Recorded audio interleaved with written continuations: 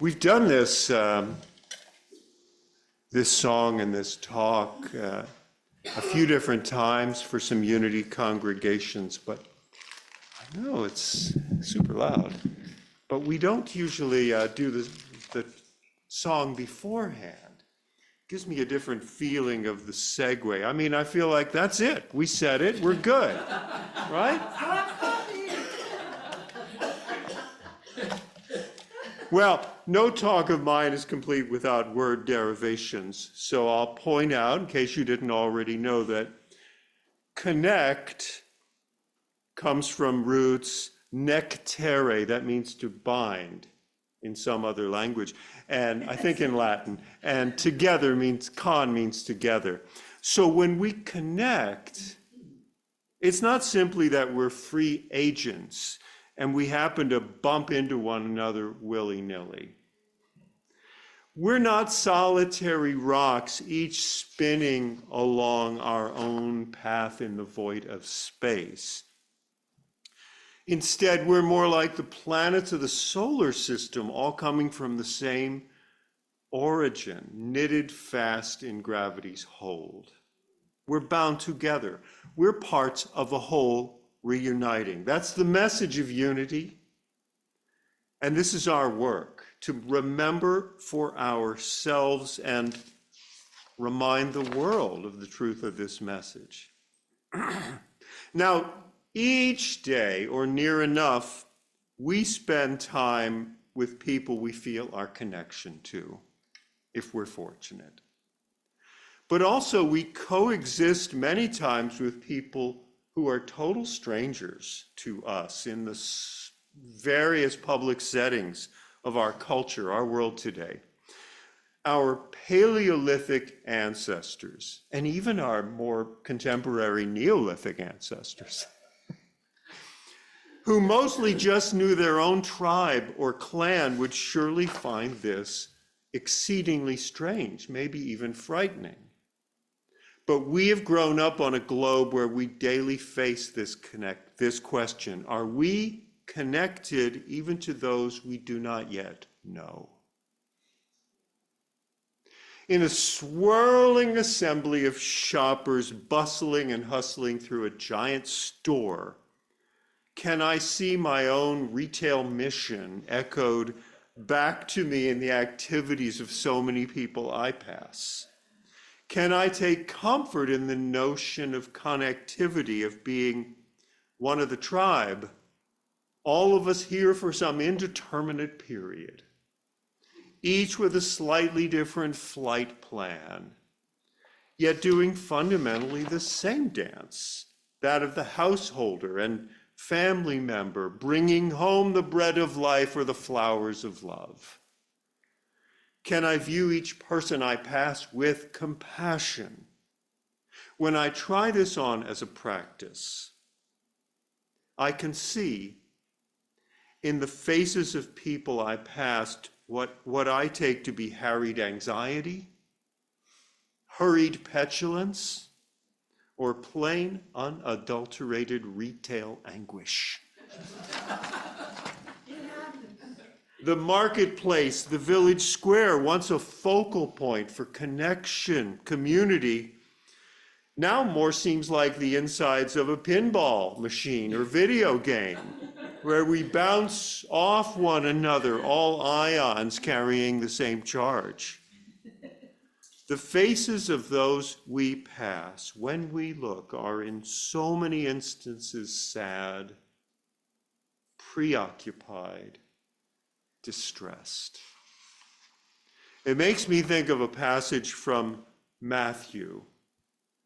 It says of Jesus, when he saw the crowds, he was moved with compassion and pity for them because they were dispirited and distressed, like sheep without a shepherd. And so we sometimes see, as if with God's eyes, the woundedness of our fellow humans, whether they would willingly be vulnerable to us or not. Vulnerable, another word derivation, possibly the last one today, we'll see, which literally means susceptible to harm from the Latin word vulnus, or wound. If we knew we were connected to one another, would we harm one another? Would we ignore each other's pain and distress? Would we look through one another on our way to the cornflakes or the paper towels? Or would we find the way to reach out past our discomfort with so-called strangers, past our perceived differences, past whatever we think we need in the moment? I know people who do this regularly, routinely. Maybe you do too. Maybe this describes you. I know it's probably describes many of you. I've seen my sister connect with what some would call strangers, having lovely interactions in a hospital where our older brother was being treated. I've seen Sal do this time and time again. It seems like any time we traveled by plane, I need only leave the seating area at the gate for a few minutes. And when I return, I find Sally taking care of a fellow passenger's children, telling me Kelsey just needed a break from the kids, so we're having fun together.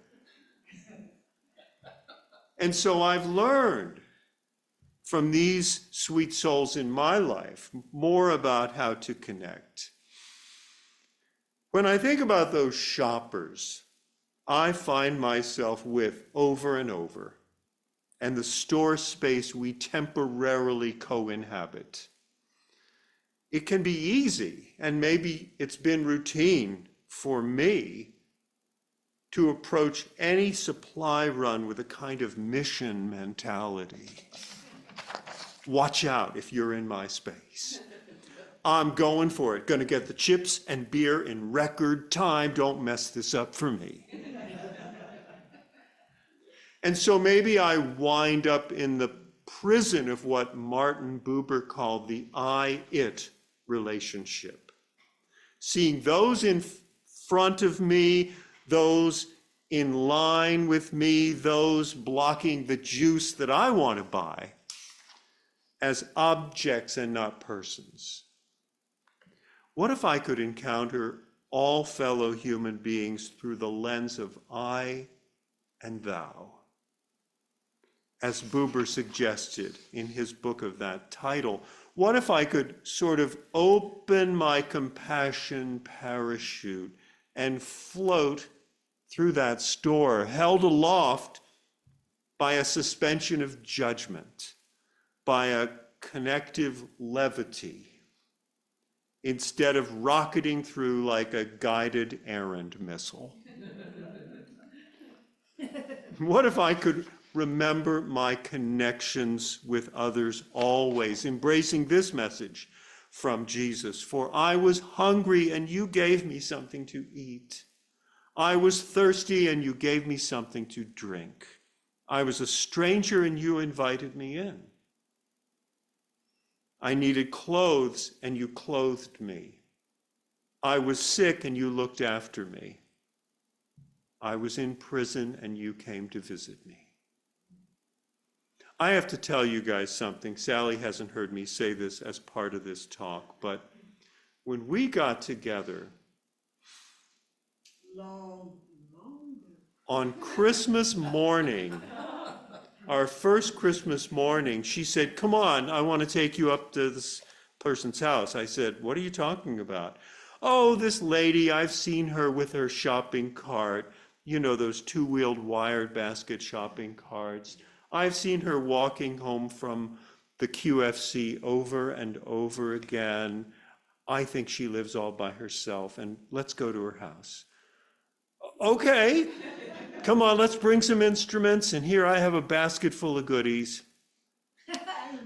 And we just showed up there, Sally going, "Hi, Merry Christmas, it's so great to see you." And this lady's going, "Well, Merry Christmas, come on in." And she'd been living there alone for many years, evidently, and her husband had died, and no one was visiting her, and there we were. She was not a stranger to us because we somehow bonded with her, and I learned something in those moments. So what if I could always do that? What if I could take Albert Schweitzer's resolution to heart? Remember Albert? Actually, his friends called him Berry. Berry? Berry, B-E-R-Y, yeah.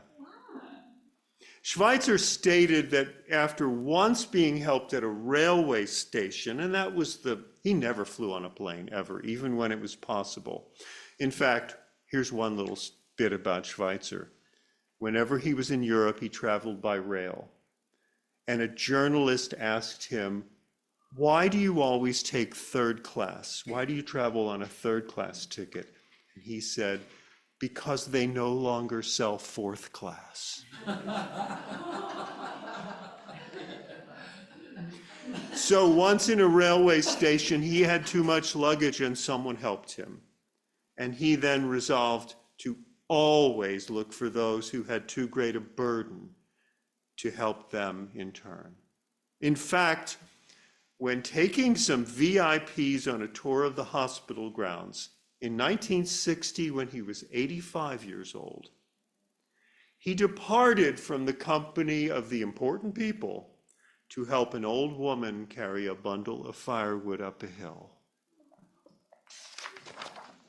Even if I did not end up as a pack horse for some overloaded fellow human, I could at least stop seeing others as things.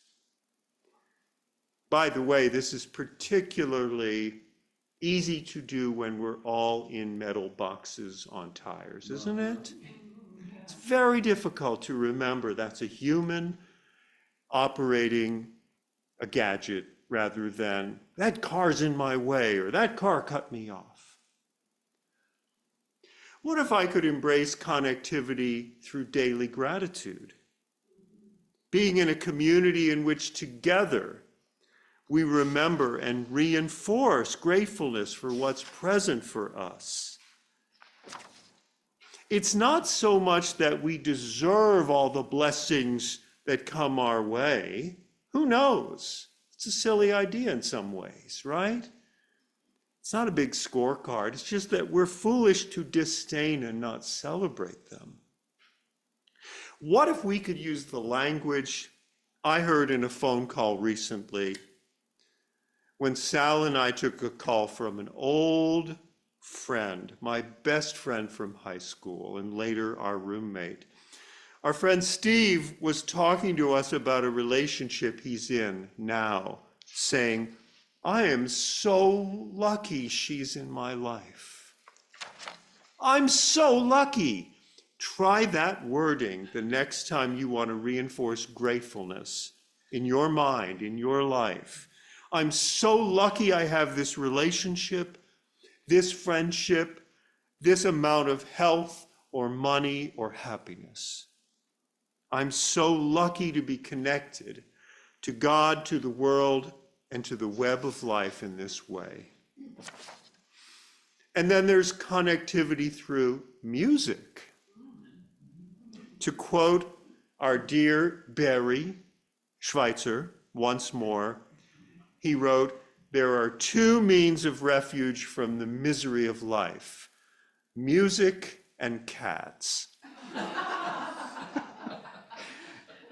Direct quote. Now, were the good doctor here today, I would humbly beg him to augment his list with dogs, at least. But he made a good start. Personally, I play every day, or aspire to. And of late, I'm always working on some Bach pieces. I've done an adaptation of the first Bach cello suite to guitar, and I'm working on that all the time. And I hope to share some of that with different congregations next year. as an aside, because this whole year was Schweitzer's sesquicentennial, right? Well, next year turns out to be the sesquicentennial of Pablo Casals, the great Catalan cellist, was born in 1876, and he's the person who really brought the Bach cello suites forward as a performance. Before that, they were thought of more as exercises. That's an aside. I'm so awed as I think to myself that I'm recreating imperfectly, I'm sure you'd agree if you heard me, music written not just before my birth, but before the birth of our country. And that in my hands, the notes are reborn and live again. The notes from their conception in sometime between 1717 and 1721 is when they think those suites were written. My connection to Bach spans centuries and transcends temporal limits. Whether it's music, our capacity for gratitude, or our presence in our hearts for compassion, connectivity exists, weaving us together. It's the serotonin crossing the synapse. It's electrons on the wire. Ones and zeros shuttling around in a device I am never far from. It's the dialogue within between the self that embraces a new challenge and the self that wants to run away. Between the inward yes and the stubborn, basemented no. Between familiar fear and courageous love. It's the essence of the communion between us. It's the tie that binds.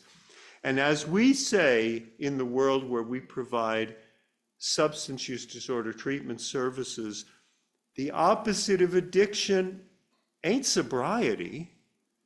The opposite of addiction is connection.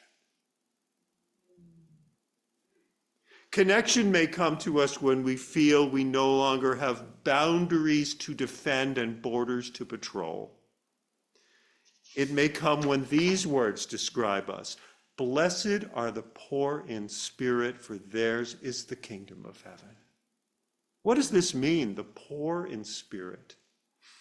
I turned to Father Richard Rohr. I highly recommend this great thinker, R-O-H-R, Rohr, from the Center for Action and Contemplation, who writes, poor in spirit means an inner emptiness and humility, a beginner's mind, and to live without a need for personal righteousness or reputation. Man, what would that be like, to give up my need for personal righteousness? Have you ever had a friend, family member, coworker kind of indicate that maybe you mishandled something or didn't do a particular thing completely perfectly? And were you able to say, thank you so much for your excellent feedback, oh wise and wonderful teacher? Oh, so well put. Words I have probably never said except in this talk. Or did you maybe get your back up just a little and begin to point out how you did it just fine and you didn't have all the information, or it wasn't your fault, or it wasn't really a goat, or whatever? What if we could live without that need to defend every border of behavior, reputation, or personal space? Jesus is saying in that beatitude that this is where you can enter heaven, from that posture of defenselessness. It's like heaven's door is this little hobbit house entrance, and you have to stoop down and become humble to enter. Rohr tells us that the Greek term used in the book of Matthew for the poor in spirit, literally means those who are crouching. It's not about being consumed with winning the American way, but with something else, with connecting. And one more thing from Father Richard. He points out that Jesus put this beatitude in the present tense, saying that for the poor in spirit, theirs is the kingdom of heaven. Theirs is. It's not that they will get to this place someday, some other time, far in the future, when the mortgage is paid off and the junk drawer is all sorted. It's now. It's right now. When you can humble yourself with nothing to protect or prove or defend, that's when you are in the kingdom of heaven. Or, as I like to say, the kingdom of heaven. No kings, I feel, is better. Where we recognize we are all connected, all in the same family, all sisters and brothers. These lives we live are not given to us for ourselves alone. Our lives are not just ours. We're given these boons of breath and movement, sight and sound, thought and action in order to contribute, to connect, to play our part in the parade, to be part of what Rumi calls the exchanging flow. And maybe we're here to find out that the greatest illusion in the world is the illusion of separation. This is a quote from Dr. Albert Einstein. Einstein. He literally said that separation is an illusion. Connectedness is our reality, bound together by the many fibers of attachment and love. And as the great naturalist John Muir put it, when he looked at the natural world, when we try to pick out anything by itself, we find it hitched to everything else in the universe. Now, I must tell you this one more Schweitzer story. Our dear Albert Schweitzer made one trip to the United States in 1949. And he did so really because he did it for the money, for his hospital. He was offered, it was the Goethe bicentennial, the bicentennial of Johann Wolfgang von Goethe, I think is the full name of the great German writer. And he was offered $6,100, but the exchange rate in 1949 to French francs, which he used, was 2 million. And he said, we can use that money at the hospital. So he traveled by steamship or, ocean liner and then by train.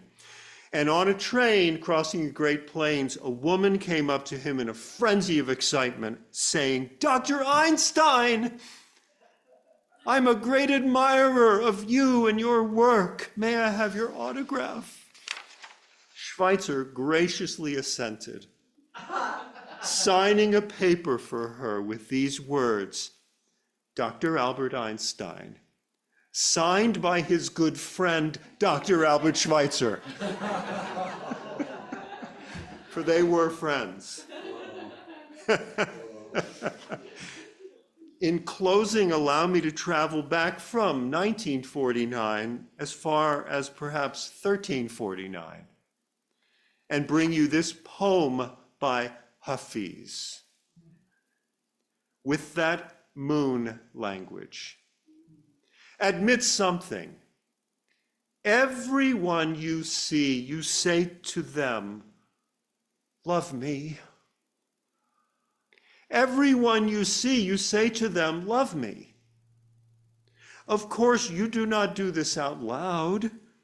Otherwise, someone would call the cops. Still, though, think about this. this great pull in us to connect. This great pull to connect.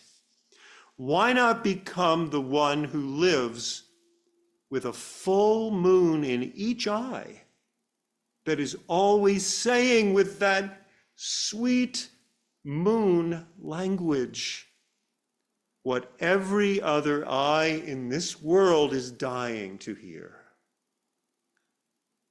Always saying with that sweet moon language what every other eye in this world is dying to hear. Now, we fully recognize that eyes don't hear. But maybe, right? But the image still, why not be the one who offers what others, offers love, which everyone is asking, please love me. So let us live and learn together with that sweet moon language of love, always in remembrance, in celebration of our connectivity, our interrelation, that kingdom and unity that is ours.